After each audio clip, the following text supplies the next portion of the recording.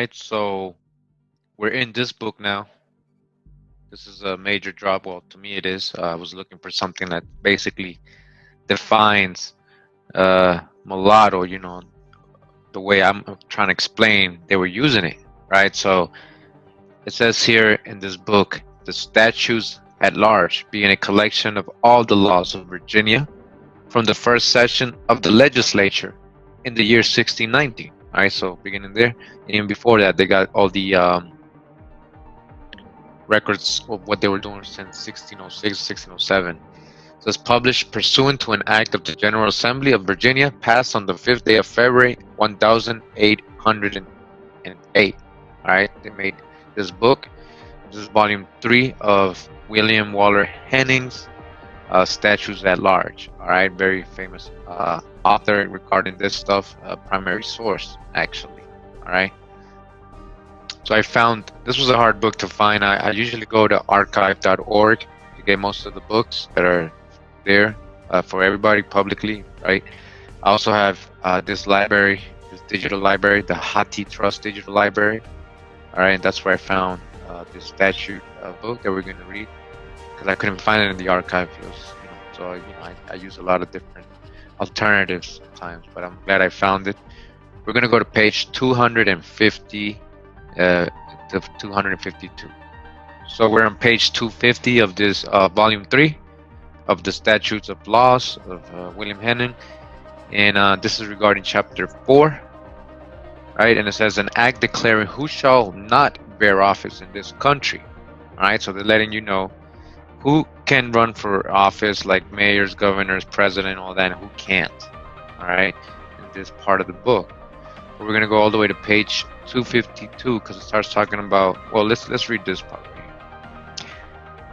So, be it enacted by the governor, council, and burgesses of this present General Assembly, and it is hereby enacted by authority of the same, that no person whatsoever already convicted, or which hereafter shall be convicted in Her Majesty's Kingdom of England, in this or in any other of Her Majesty's dominion, colonies, islands, territories, or plantations, or in any other kingdom, dominion, or place belonging to any foreign prince or state whatsoever, of treason, murder, felony, blasphemy, perjury, forgery, or any other crime whatsoever, punishable by the laws of England, this country, or other place wherein he was convicted, with the loss of life or member, nor any Negro, mulatto, or Indian shall from and after the publication of this act bear any office, ecclesiastical, civil, or military, or be in any place or of public trust or power within this Her Majesty's colony and dominion of Virginia,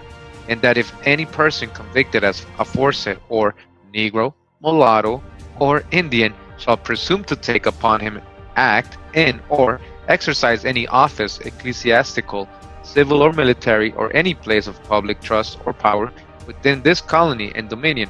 So basically, they're letting you know anybody who's been convicted of crime, ex-criminals or whatever, are not eligible for office.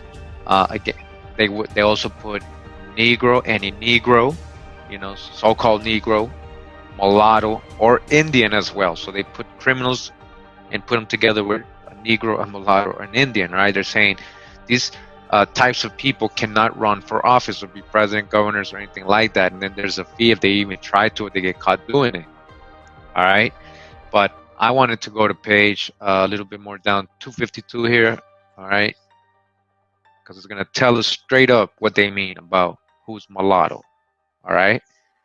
You ready for this? So it says, and for clearing all manner of doubts, which hereafter may happen to arise upon the construction of this act, or any other act, who shall be accounted a mulatto. All right, so there's no, confusion or disagreements or any things come up, any issues saying, hey, I'm not, who's mulatto? Then so they're gonna make it clear for you, all right, who they talking about when they're talking about mulatto. So it says, be it enacted and declared, and it is hereby enacted and declared that the child of an Indian, all right, the child of an Indian, and the child, grandchild, or great-grandchild of a Negro.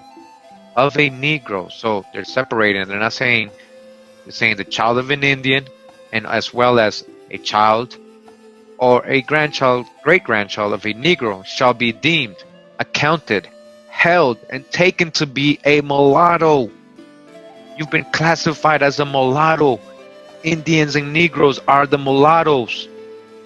All right, and I know, we've been trying to show you that that's a code word for Indian.